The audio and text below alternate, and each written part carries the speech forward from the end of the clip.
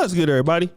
It's your boy, O'Shea Duke Jackson, back at it again with another episode of the Celebrity Junk. Shout out to Black Sports Online and our brother Robert Littal over there holding it down for many black men over there.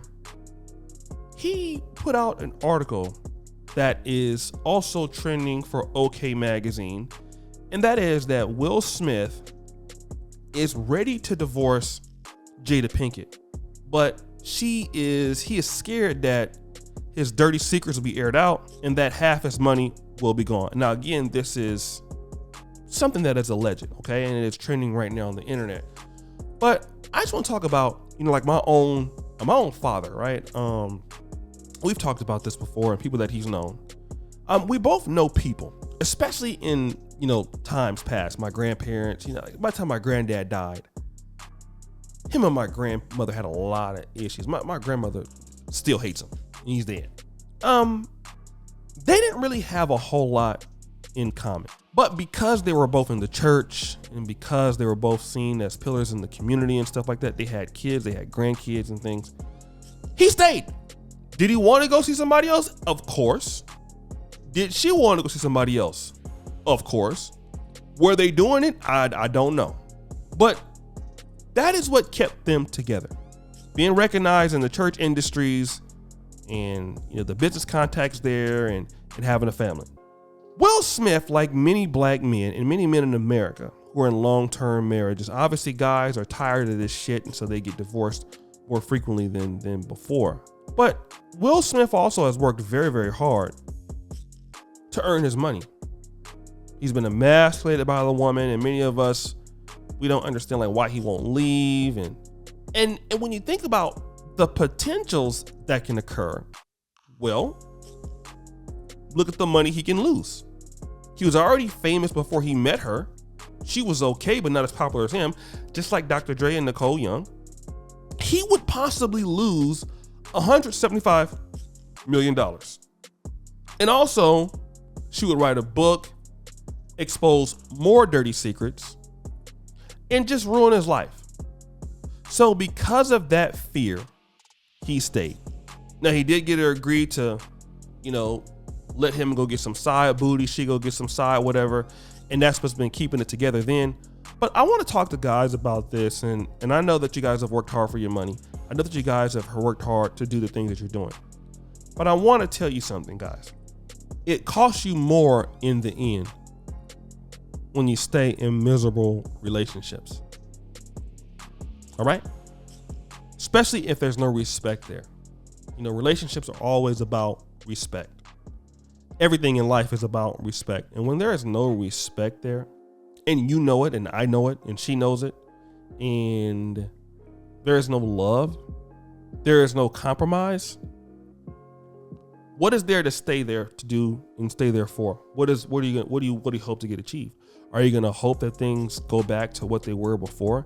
I think this is what many guys, many men in general, when we have relationships with women, we look at the electrifying times that were there when we first met. We were having a lot of sex. You know how most men and women are. When you first meet in that first 2 years, it's booty climbing sounds. It's just like it's just stupid. You're getting all kind of everywhere. Okay, you're having fun. You like being around each other. All of those things are things that you really like to do.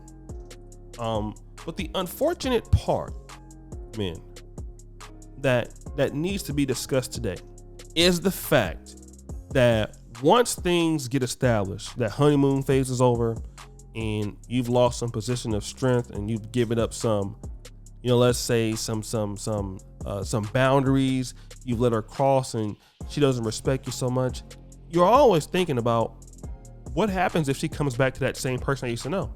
It's kind of just like a player that's been slumping in the NBA or NFL. He was a great player before and he's having problems, and we're looking at the potential that he had before. But let me tell you something, that potential never comes back.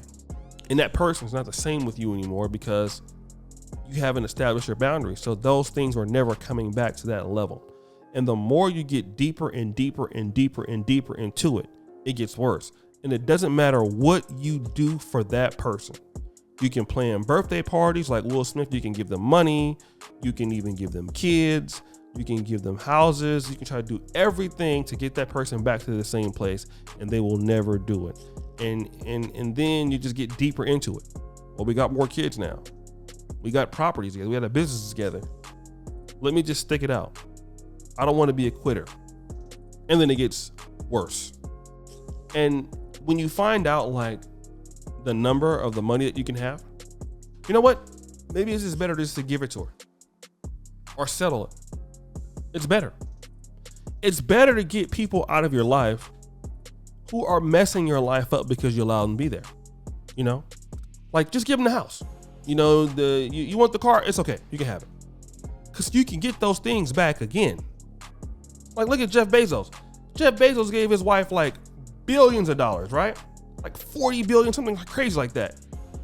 And then within like another year, he was the richest man in the world again. Now, he's not that right now because Elon Musk is, but you get my point. The point is fundamentally, guys, your mental health is the only thing that really, really matters. And there's no price tag you can put, because you can have $350 million and then when you die, you can't take it with you. And even if you're left with 175 million or 150 million, you're still rich. You still ain't got to deal with her. Let her have it. And I know it's easy to say because it's not my money. I get it. But if it was my money, I would try to at least negotiate or settle the best deal I can get and get her ass out of there. Because it's not worth your mental health, man. It's just not worth it, man. Being with somebody, the respect is gone. I'm pretty sure you went to relationship counseling. And a lot of times you guys go to relationship counseling. There's a woman there anyway who don't see your, side of the story. It's not even worth it, man. It's a scam. It really is a scam. Why would you really even deal with that type of shit when you don't really have to do it? Go be happy. Life is about being happy too. Life's about money. Life's about working hard. Life's about being successful. Life's about all. But if you're with a person you can't be happy with, you can't be around them, just go your separate ways. Let them go make somebody else's life very, very miserable, and you keep your life together. It's just better that way. Leave me the fuck alone, and you go do whatever you want to do. It's just the right way to go about it, and nothing's wrong with that. But for crying out loud, don't let some possessions keep you with somebody that in a few years you can get that back anyway. So guys, what do you think? It's your boy O'Shea Duke Jackson back at it again for another episode of Celebrity Junkery. Appreciate you for all that you do. Subscribe, hit the bell, check out the first clip at the top, and as you know, the buffoonery remains an all-time high. I'm out.